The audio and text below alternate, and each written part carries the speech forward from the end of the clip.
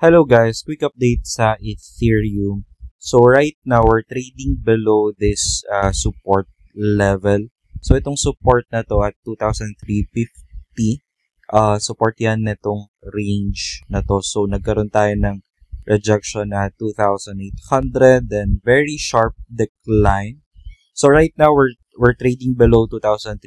So that means terminated na yung range and there's a possibility na magkaroon tayo ng continuous downside move maybe towards 2,100.